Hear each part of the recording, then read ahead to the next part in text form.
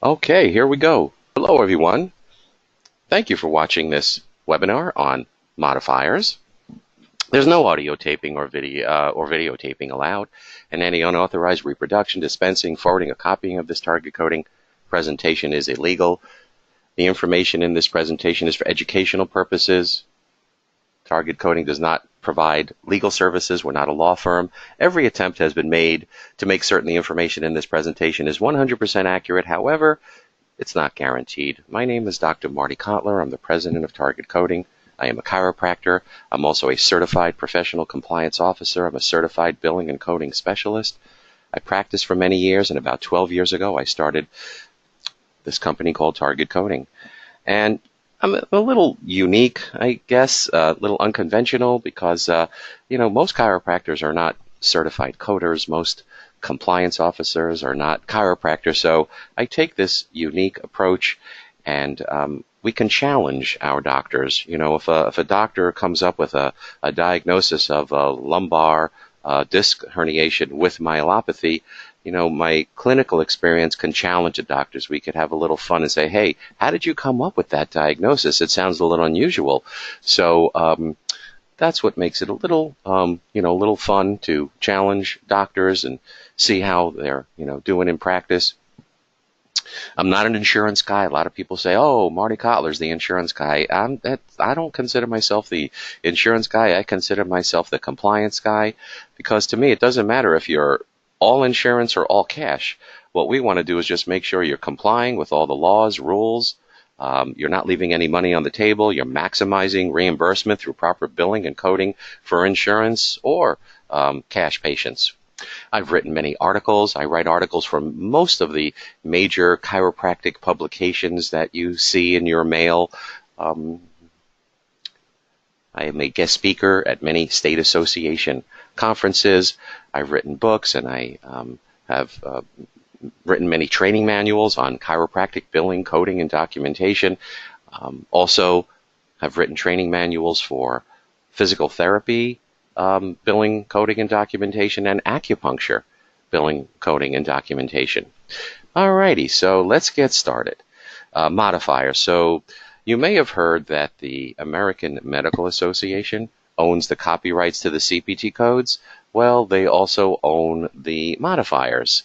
Now, a modifier provides the means by which you can indicate that a service or procedure has been changed. It's been altered. Something's unusual about the situation.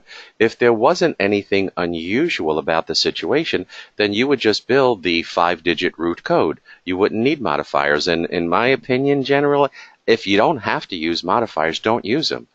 I'm going to share with you that there are some modifiers that are being used incorrectly, and they're triggering audits, and the doctor doesn't even realize it. So we're going to go over that. So it basically lets a health plan know that something different occurred.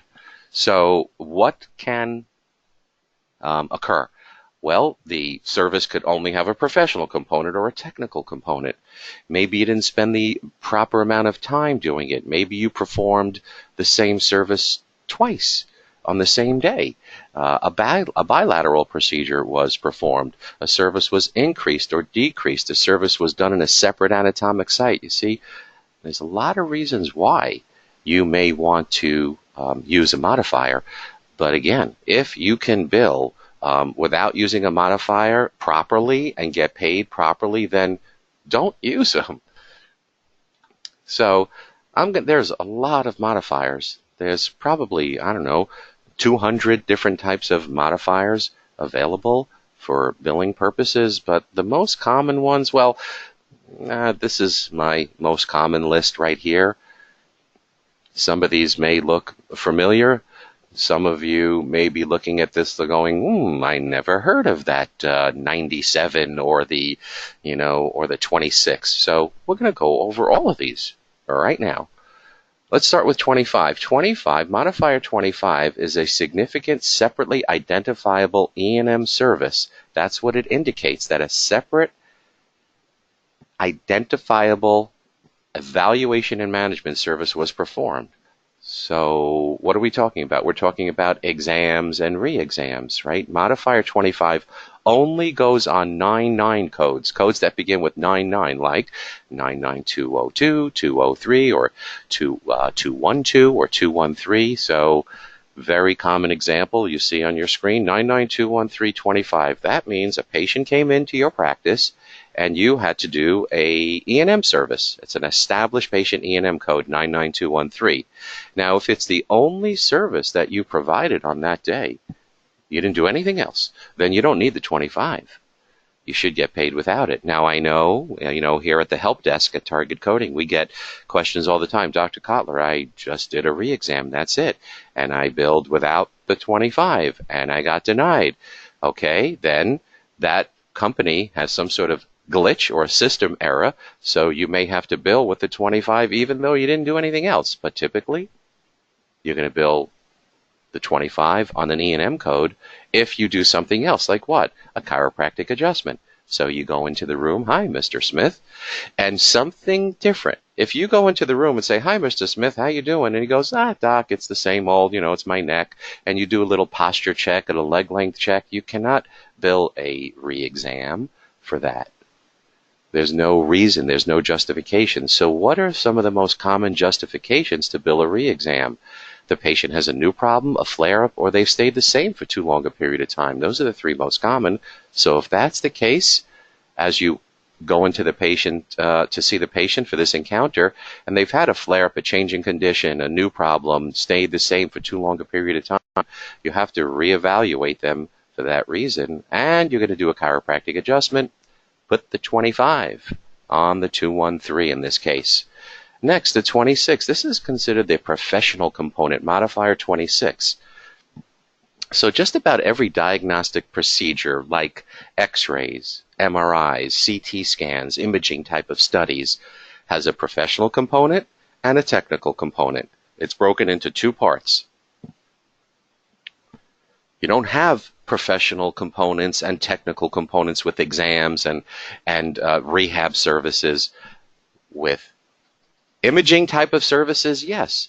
There's the professional component, which is what? It's reading the films, your skills. You're looking at the films. You're coming up with an impression, a game plan. You're marking up the films. You're creating a report. You're going over it with the patient. That's the professional component. So there's an example there, 7, 20, 40. Those are cervical x-rays, 2 to 3 views.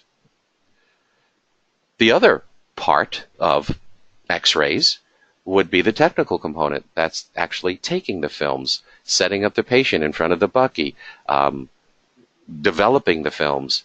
So the technical component is actually taking them. That's TC.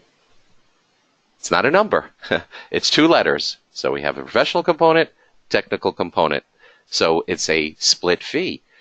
For example, I'll give you an example. There was a chiropractor down the road that had an x-ray machine that kept breaking. So every once in a while, he would refer a patient over to my practice. I would take the films. That's it. I just took the films. I didn't mark them. I didn't do anything. I took the films, put them in an envelope, gave them to the patient. I billed the technical component. My buddy down the street, he billed the professional component. We were able to split it. All right, next, multiple procedures. This modifier, I feel like, is being phased out for providers that do physical rehab type of services. See, it's what it says, multiple procedures other than E&M services, physical medicine and rehab procedures. The additional may be reported with modifier 51. So the most common procedure in chiropractic that 5.1 may be necessary is on an extremity manipulation, 98943. That's an extremity adjustment, extra spinal adjustment to the 5 extremity areas. For example, like the TMJ, or if you adjust the knee or shoulder. Some health plans will not pay you unless you put the 5.1 on it. Most don't require it anymore. United Healthcare said, stop, we don't need it anymore. But every once in a while here at the help desk, you get a provider or a staff member saying, I billed the code. They said it's missing a modifier, and then we end up realizing they needed the 51, even though most other health plans don't need it. You know, that's the frustrating thing for a lot of staff members, is that they'll bill a certain way, get paid no problem, but then they'll do the same thing to another health plan, and that health plan doesn't pay it the same way. I mean, just look at, well, when we get to Medicare, you'll see, you know, if you don't use the AT modifier on your manipulation codes, you won't get paid. So that's a specific Medicare rule. You don't have to do that with any other health plan. For most of you, I know if you're a doctor in Minnesota, I know Blue Cross Blue Shield of Minnesota requires the AT, but most don't. So there's the 5-1. Next, 5-9. This is the big one that causes a lot of confusion for a lot of providers. Modifier 59 means distinct procedural service. Distinct procedural service, separate than the other service. So if you're going to do a chiropractic adjustment on a patient's, let's say, their neck, because Mrs. Jones comes in with neck pain and low back pain, and you want to do manipulation on the patient's neck, that's nice. And then you want to do, let's say, manual therapy, 97140 on the lower back. That's a perfect example of explaining without explaining in detail the 5-9 modifier. 5-9 modifier is one of those rare modifiers that bypass the CCI edits. Wait, let me hold off on the CCI edits. I'll get back to those in a second. But there's the example. You see 9714059. That tells the health plan, I did manual therapy for a separate and distinct reason because it was on a separate and distinct region. And other than the manipulation, it was a separate anatomic site. Now with Medicare, it gets a little bit more complicated. We're going to get into all of those where we got the 97140, 59, GY, and GP. Whoa, there's 3 modifiers on one code. So the CCI edits, the National Correct Coding Initiative edits, the CCI edits, these are edits used nationally by all Medicare carriers. The problem is a lot of regular health insurance plans use them too. And the purpose of these edits is to electronically detect codes that should not normally be used together on the same date of service. So according to these edits, it's basically a software program that analyzes your claims. It states that manual therapy, massage, and NMR must be performed in a separate site than the chiropractic adjustment. So if that's what you do, you put the 59 modifier on the 140, the 124, the 112 to indicate it's a separate and distinct site. Now, the modifier 59 has caused a lot of problems over the years because, again, it's one of those rare modifiers that bypass the CCI edits.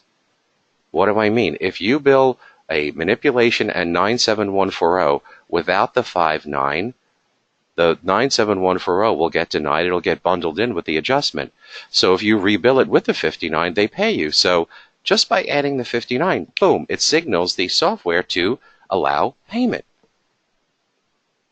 So it gets overused and misused because many providers and billing companies think, I'll just use the 59 on all my codes because it'll bypass the CCI edits and I'll get paid faster. Not a good idea. So an OIG, the Office of Inspector General, the OIG, the mission of the OIG is to oversee federally funded programs like Medicare, Medicaid, TRICARE from being ripped off. So they do reports and they do analysis, and they found out that 40% of the time modifier 59 was not used properly, resulting in over $50 million in overpayments. So it gets looked at by many health plans as a possible audit trigger. So to try and fix some of this confusion and prevent health plans from overpaying for services that are not necessary, CMS came up with these new modifiers. They're called the XESPU modifiers, not ESPN. So we have XE, XP, XS, XE separate encounter, XP separate practitioner, but XS, that's the one that some of you may need to start using. Now, if you're billing 59 properly, and you're getting paid, leave it alone. If you get denied for some reason, you may have to switch to the XS. Separate structure, performed on a different site. Now, there's something new, update, coming up in a few months, effective July 1st, 2019. Modifiers 59, XE, XS, XP, and XU are among these CCI-associated modifiers. Currently, these are appended to column 2 of the when you look at the CCI edit spreadsheet.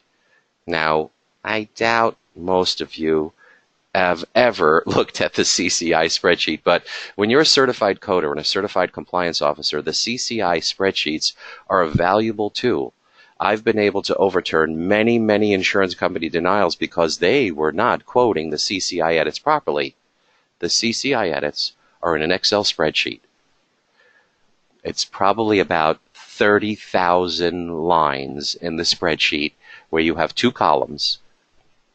This update is saying we're going to allow these modifiers to be used for column 1 and column 2 to pass by any inappropriate denials.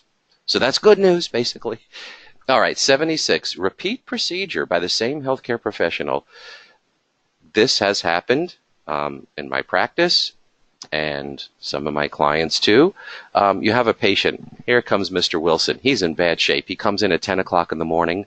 After the adjustment, you go, Mr. Wilson, you're in bad shape. I would like to see you again. I'd like to see you later today. So why don't you go home, relax, put some ice on it, come back after dinner. Come back about 6 o'clock, and I am going to work on you again. And now you give the patient another chiropractic adjustment on the same day. Now, do you want to get paid for that second adjustment? You could charge the patient if you're out of network. In network, you may have some limitations, but if you want to try and get paid, put the 76 modifier on the second adjustment. See, if you don't use the 76 modifier and you bill both codes, it looks like a typo. Looks like you put in the same service twice. All right, let's go to Medicare modifiers, but first I'm going to give you a little pop quiz. You ready? Can you treat Medicare patients without being enrolled in the Medicare program? The answer is no. If you want to treat Medicare patients, you are required to submit the claims to Medicare.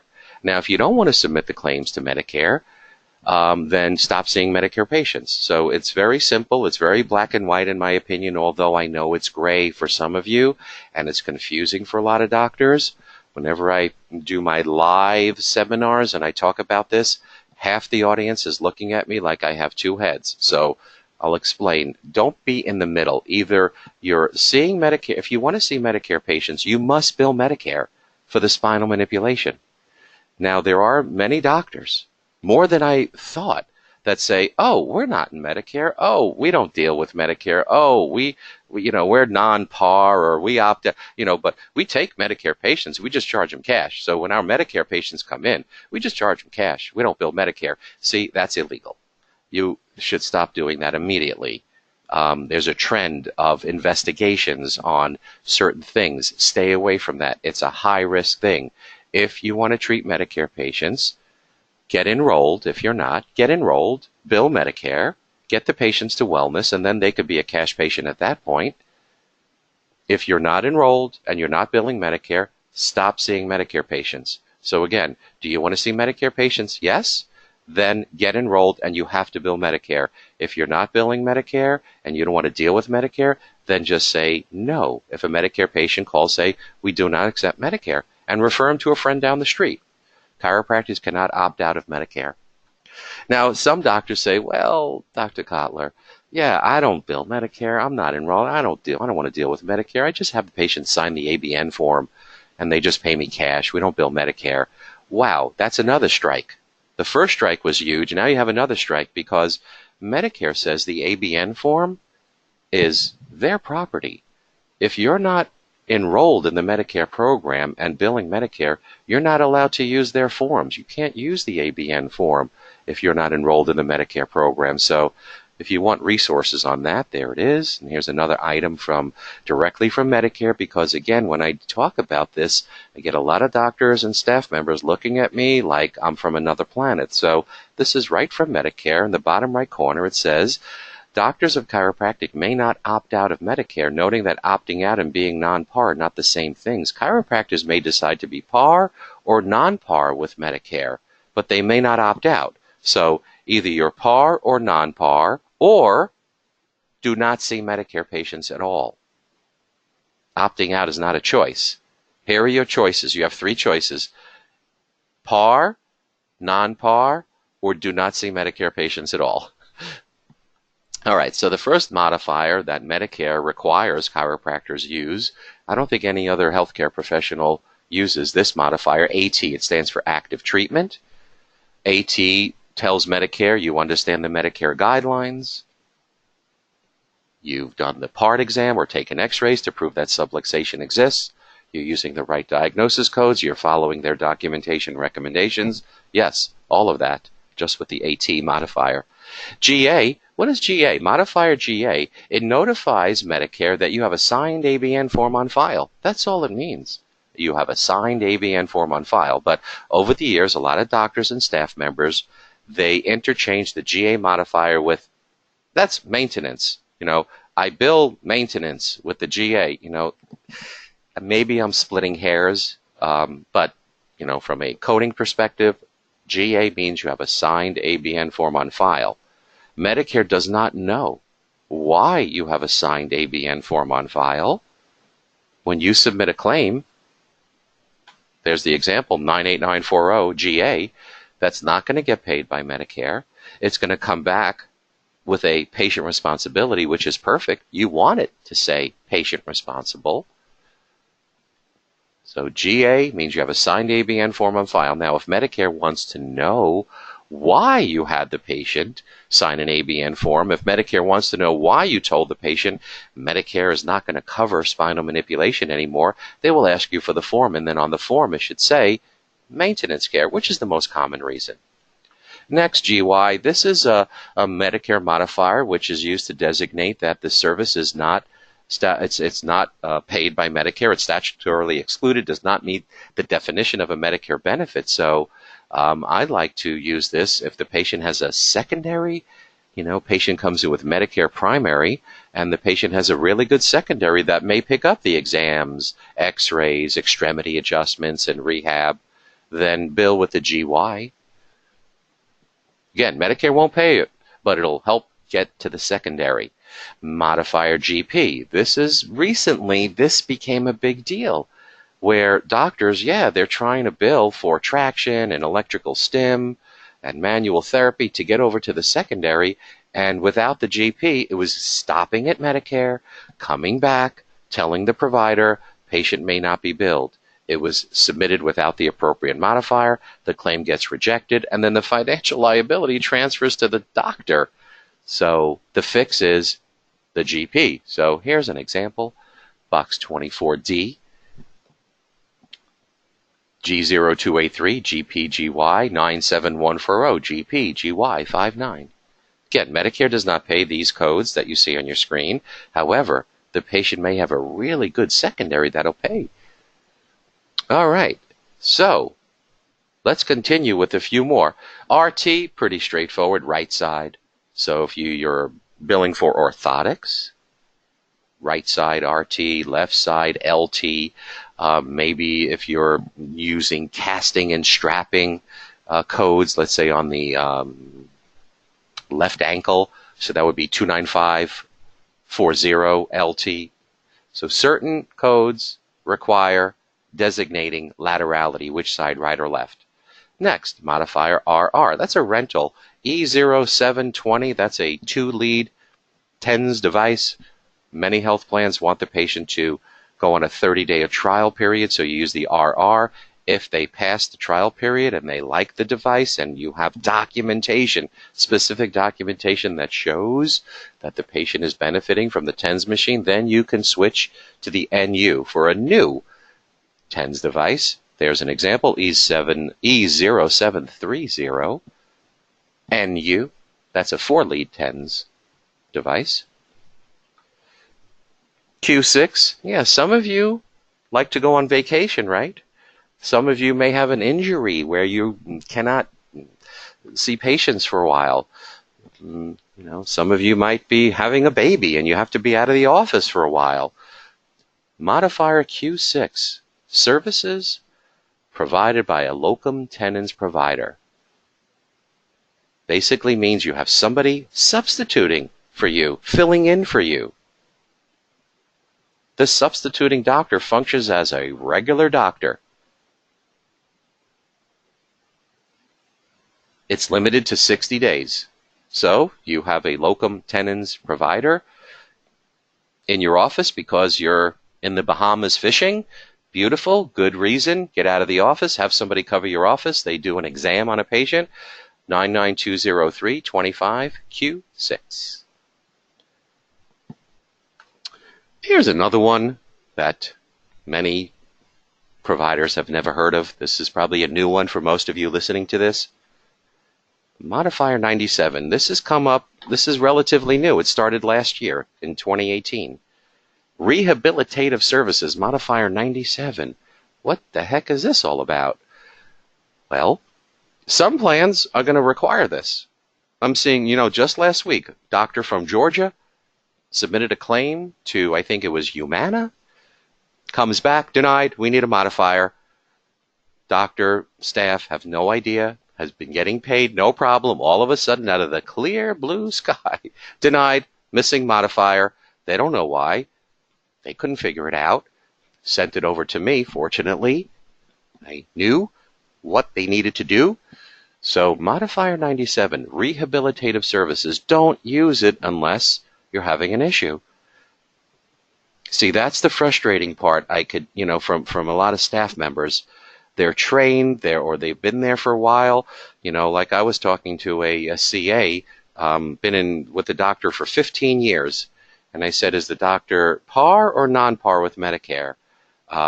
She said he's non-par and he's not accepting assignment. I said, do you know that there's a separate ABN form for non-par, non-assigned providers? She said, never heard of it. I'm in practice here. I've been helping this doctor 15 years. I never heard of that. And she was sort of like, didn't believe me, So, listen, I've been doing this a while, 16 years now, and I'm still learning, and things keep happening, and new stuff keeps coming up. This is a brand new modifier as of last year.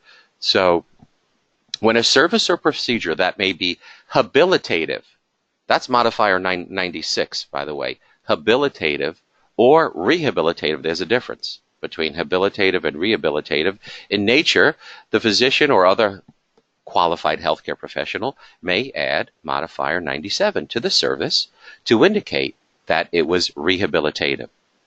So rehabilitative service, help an individual get back on track. See, this is a patient that was functioning okay, and then they had a problem, an injury.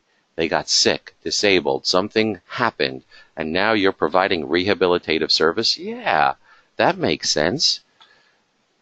So rehabilitative services help patients that to restore functions that have been lost. Habilitative services, again, that's a different modifier. And I don't think any of you provide habilitative services. If you do, let me know. And I could explain a little bit more about that, but it's rare. I don't know any chiropractors that provide habilitative services. Those are help patients develop skills and functions that have never been developed. And these two modifiers, 97 and 96, replaced modifier SZ. This allows the payer to differentiate between habilitative from rehabilitative services. There's the example, 97110, 97. Don't use it unless you're having an issue. Now, there are some issues with modifiers 25 and 59 that are causing prepayment audits just by billing those modifiers, so be careful. Most of you have heard of post-payment audits, right? They've been around for many, many years. You submit a claim, you get paid, the insurance company says, we want to see the notes, then they want money back, that's a post-payment audit. Some plans are actually required by law to perform post-payment reviews as part of mandatory compliance. The health plans have to follow compliance laws and rules, just like a healthcare provider needs to follow compliance as it relates to HIPAA, Medicare. So health plans, as part of their mandatory compliance, they have to audit doctors. So there are random audits, and then there are targeted audits. If you get a random audit, it's because, hey, it's like going at the airport and they just randomly pick people to do a check. You know, that might happen to you. Or if you're getting audited for a specific reason, you know, that's a different story. So prepayment audits are relatively new. A prepayment audit can be applied when there's a basis to suggest irregular or inappropriate services.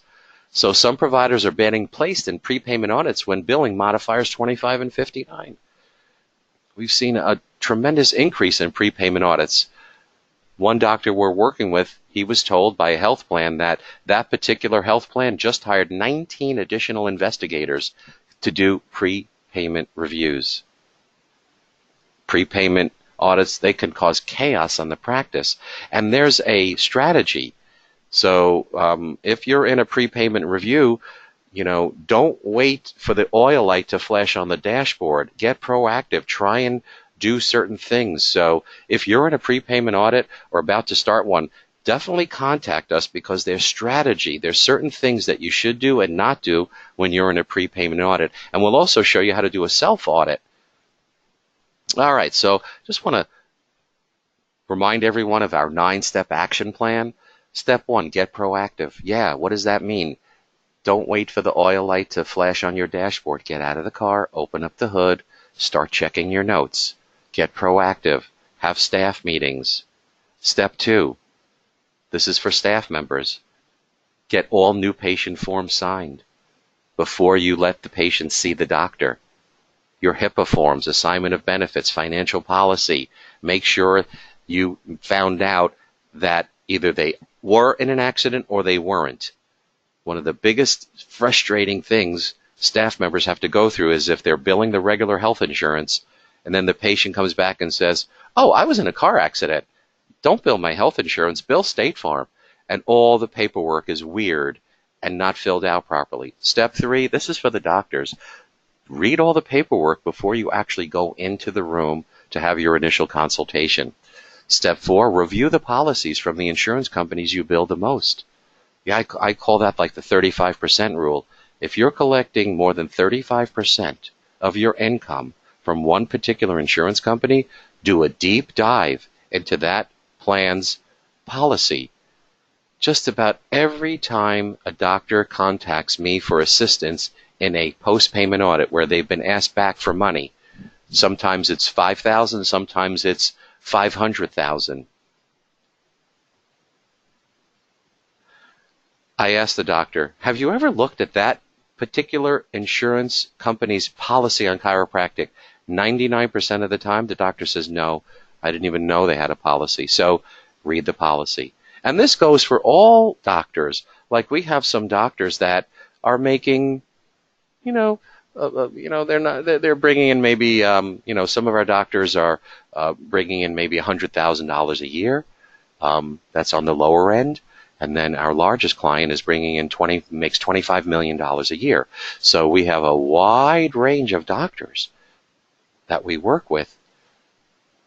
So certain things are not as big of a risk, and you have to look at your risk versus reward. If you're being audited for to give back, $300, and then you will need to hire a lawyer, and the lawyer is going to charge you $2,000, are you better off just giving back to $300? So these are the things that, you may want to chat with us about. And we offer free 15-minute consultations. Step 5, understand the what and the why. Your CPT codes are what you're doing, like an adjustment, rehab, x-rays. Your ICD-10 codes are why you're doing them. And they need to pair and match. Step 6, do a self-test on your SOAP notes. Make sure you know what a medically necessary SOAP note looks like. Step 7, Always attend seminars and webinars. I know a few doctors. I have a friend, he never goes out of his office, never goes to conventions, never goes to seminars, just stays in his own little bubble, and every once in a while he has a problem, and then he starts to panic. He's not a member of any association, he has nobody to talk to, and he starts to panic. So go to seminars, go to at least your state should have a convention. Most good quality state associations have conventions. Go to at least one of those a year. Always keep learning on how to help more patients and improve your business. Step 8, put together a little simple policy manual that explains what you do, just in case you get that knock on the door. Like, why, doctor, your notes show that you're billing 98940, but you're adjusting 5 regions of the body. Are you undercoding? What's going on there? Conduct regular meetings, specifically with staff members that do your billing, especially to the insurance companies that pay you the most money. Do a spot check on your billing company if you use one. Right now, dealing with 2 audits, 2 doctors, their billing companies were adding the 5-9 modifier on extremity adjustments, on rehab codes, on x-rays. Doctor didn't know. Billing companies just adding the 5-9. Now the doctor's being audited because of his overuse of the 5-9 modifier. So you don't want to mess around with how it's very uncomfortable to, get a letter in the mail. Dear doctor, we want to see your notes. How would you feel if you got a knock on the door today from HIPAA or Medicare saying, we want to see your compliance manual? Would you feel comfortable? Go here. Like if you're driving your car, you get pulled over. You have your license, you have your registration, your insurance card. Shouldn't have anything to worry about. It's a hassle. You'll get pulled over. You shouldn't have anything to worry about. But if you don't have your license in your car, you don't have your insurance card, your registration, now you get pulled over, you're not going to feel comfortable. So be proactive. Do this so you could SWAN. SWAN, that's our favorite acronym here at Target Coding. That means sleep well at night. All right, so just a few closing comments there. I want to thank everybody for attending. Here's our contact information. There's my email. You could email me directly, Dr. Kotler at targetcoding.com, website, telephone number. There's our HIPAA secure fax number. We're very concerned about protecting patient records. So if you're going to fax us something, fax it to our HIPAA secure website. You're going to email us patient information, use our HIPAA secure portal. Don't just just about every day we have doctors or staff members just emailing us patient records through AOL or Gmail. No, don't do that, And you're always entitled to a free consultation. Call or email us for a free consultation with me or one of my coding professionals. Let's chat. Let's see. Maybe there's something we could help you with. Maybe not. One of the best things that you can do is if you come to one of my seminars and you walk out and go, I learned nothing, I knew everything he said. That is a good feeling. Because if you know as much as me, and I spend a lot of time and a lot of years, you should be very happy, if you don't learn anything at one of my events. Now, let's go to questions and answers. Oh, just a couple other things. We have a whole bunch of seminars and webinars coming up. Get on our e-newsletter list. Just about every month we send out a pearl, a little gift on billing, coding, documentation. We just sent out a really good one yesterday. Updates from Aetna and Cigna and Medicare. Every month we're putting out hot topics and what's going on and how to prevent problems from from happening. So definitely get on our e-newsletter list. Just go to targetcoding.com, right on the homepage. Just put in your email. We'll put you on our list. Oh, I've been doing land-based seminars for the last 12 years. We're doing our first seminar on water on a cruise ship, a very large cruise ship, the Independence of the Seas. That's coming up. This is going to be fun. And you can get 8 CE credits in over 30 states. There's still cabins left, so you might want to check that out. It's coming up next month. Oh, we sell forms. We have a great forms packet, and we have divided it up into certain sections like new patient forms and admin forms, sample exams and treatment plans, a whole bunch of sample soap notes. tons of samples of letters of medical necessity, fight back letters. I've thrown in some PT forms, some acupuncture forms. Oh, all your Medicare forms for SOAP notes and ABNs are part of this package. They're already filled out too. They're completed. It shows you. Just copy them pretty much. And then a whole bunch of HIPAA forms are included in the package. I also have a book on the best codes to improve reimbursement. And it shows you the codes that pay the most visits. It shows you how to substantiate certain diagnosis codes through ortho, neuro, chiro testing. There's a whole section on FAQs. These are the codes that pay for the most visits in the lumbar region, and we have them for the thoracic and cervical. We also show you how to pair your codes. You ever go to a food and wine festival where they show you how to pair wine and I love those. I love going to food and wine festivals. I love talking to sommeliers. I know it's a fancy word, French word, I guess, sommelier. This is a wine expert, a master. If you ever go to a fancy restaurant, you might have this person come over, has all these tools and explains to you the wine. He's a wine expert. Well, I consider myself a coding sommelier. I'll show you how to pair your CPT codes and your diagnosis codes. Here, this is an example of how it works. This book has cheat sheets in it too. Oh, we also have something called our Smart Choice program. This takes about 3 weeks to go through. We open up the hood, we scrub everything, we tell you what we like, what we don't like. We'll show you how to prevent audits, how to strategically bill insurance companies, how to collect cash from many services, make sure you're not underbilling, how to prevent dual fee schedules.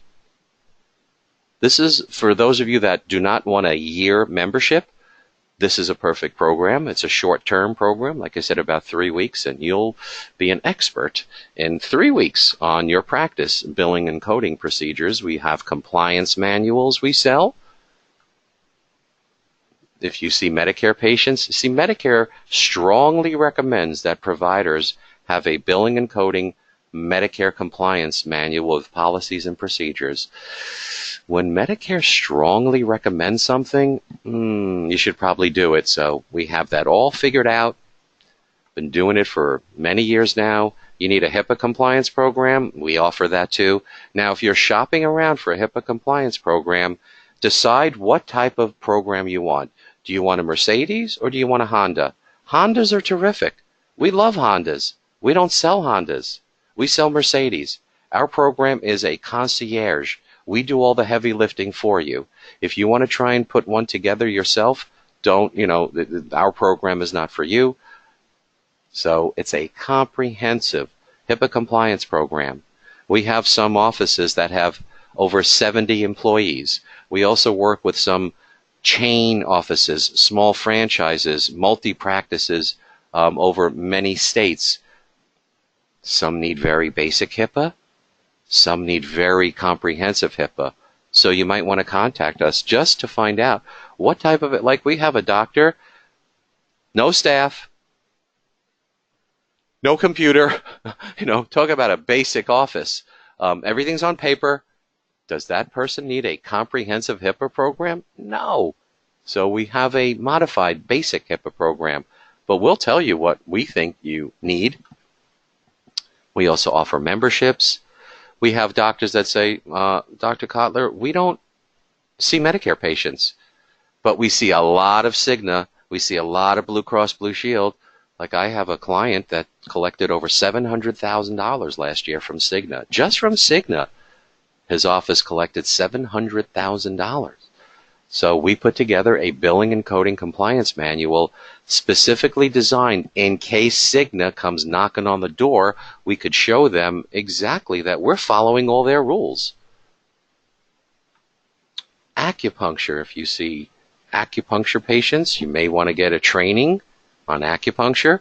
We sell videos. We have 3 price levels on our 11 videos that we sell. We have videos for $129, 5 of those, $149, 4 of those, and 2 videos that we sell for $169. So again, I want to thank everybody for attending. Let's go take a look and see what questions have come in.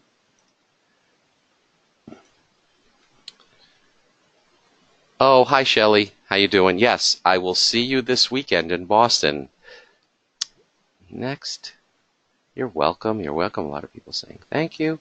Can you turn away a Medicare patient? Thought chiropractors had no option to turn them away. Well, if you're not enrolled in the Medicare program, you're not allowed to see Medicare patients. So if you're not enrolled, that means you don't have a Medicare number, you've never filled out any paperwork, you're not in their system. If you submitted a bill, it would come back, who are you? It wouldn't even come back denied. It would come back, who are you? We have no record of you. So if you're not enrolled in the Medicare program and a Medicare patient calls your office and says, hi, I would like to make an appointment, you should say, we do not accept Medicare patients.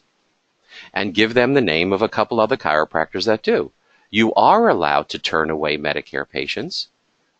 You are allowed to turn away any patient you don't want to treat. If a cash patient calls you up and says, hi, I have cash, I want to pay you, you could say, we don't take cash patients. But you don't have to take any patients. Now, if you're in network with a plan, if you're enrolled in Medicare, and Medicare patients call and go, oh, no, we don't take Medicare patients, that's weird. That you can't do. But if you're not enrolled in the Medicare program, then you're not allowed to see the patient. You have to turn them away. All righty, let's go next. Okay. Somebody wants to know when the next seminar is. Okay, hold on. I'm going to bring up this so everybody could see this. So my seminars, yes. So we have Boston coming up, 12 credits this weekend. Then we're going to be in New Jersey, 8 CE credits coming up on Saturday, March 16th. Then we have the cruise seminar. Then we're going to be in New York, Long Island, another 12 credit. We're doing that all in one day. Doctors listening to this from New York, you want 12 credits in one day? We're going from 8 a.m. to 8 p.m. It's a marathon. We've done it. It's a long day, but you get your credits out of the way. If you are from New York, you'll get your Category 1, boom, a lot of those in that day. If you're from Florida, a lot of doctors in New York, New Jersey, Connecticut, Pennsylvania come to our seminars so they can get their Florida CE credits. You do not have to go to Florida to get your CE credits for your Florida license. Come to our seminars. We specifically get Florida approval for our Northeast seminars. Okay, let's go to the next question.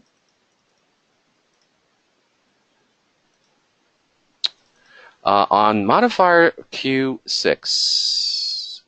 Oh, hold on. This is a long one. On Modifier Q6, if a multiple doctor practice and one doctor is going to be out for an extended amount of time, we need to add this code to the service when one of the other doctors sees patients. No, not necessarily. So if you have, let's say you have 6 chiropractors all working in one practice, and one of those 6 doctors is going on vacation. So now you have the 5 others that could pick up the slack. So if you have Dr. A goes on vacation, and now Dr. B, who's also part of the practice, is going to take over for Dr. A. So then on the claims, that when Dr. B sees the patient, just put Dr. B's name on all the claims, assuming that Dr. B is in the same plan as Dr. A who went on vacation, then just put Dr. B's name on all the claims. That's not you're not hiring a outside doctor that's not part of the practice to take over. You have somebody within the practice. So in that case, I don't think you don't use the Q6. So I hope that answered the question. Next, you mentioned the AT modifier for Medicare. If we don't use it, does that mean maintenance care? You know what? Yes. In essence, if you bill Medicare without the AT, you just bill 98940. You forgot to put the AT on there, it'll come back denied as not medically necessary. So I don't know if that you want to do that on purpose, But my feeling is if it's active treatment, to me, it's very simple. And this is for all patients, not just Medicare. Every single patient that comes into your office, it's either active treatment or wellness maintenance. It's either you could put every single man, woman, and child in your practice into one of two categories: active treatment, which means pain, discomfort, symptoms, and maintenance wellness. So, and we have a whole program on showing you how to transition those patients. So, yeah, I think it's in here, right here. This product. Cash plans, prompt pays, and prepay plans. Right here, we talk about how to do the transition. So, okay, next. If a 25 modifier is a red flag for PPA, are you suggesting that we should not perform E&M a same day as adjustment? No, that's not what I'm saying. What I'm saying is that you bill properly. If you bill the 25 and you're getting denied, why? Because that health plan is just in one of these funks right now, which is going on in many states, especially Illinois and New Jersey, where you bill with a 25 or a 59. The claims are just getting denied for no reason.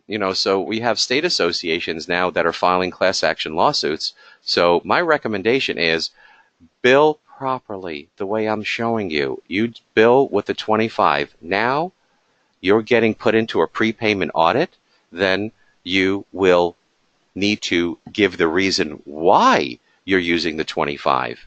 And many of the doctors that I am assisting in prepayment audits, once they explain the reason and they provide the right information, then the insurance company starts paying. And then you get taken out of the prepayment audit. Most prepayment audits last 6 months. I've gotten doctors out within 6 weeks, some within 3 months, and some 3 years later. We're still dealing with a prepayment audit.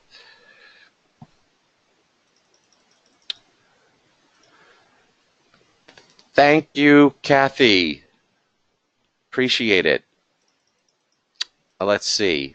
Oh, yes. So people are saying, I couldn't listen to the whole thing. I arrived late. So here, this webinar will probably be uploaded. If you go to targetcoding.com, you see the YouTube. Just click on that YouTube button, and then you'll see. Look at all these.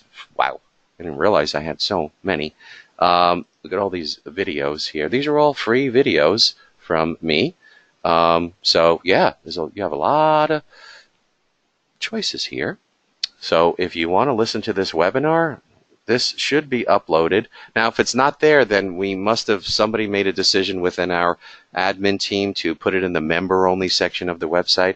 And by the way, we have, what we have coming up? Oh, forgot to mention it to everyone. We have a CA boot camp, an 8-part CA boot camp coming up, starting next month. So I want to check that out.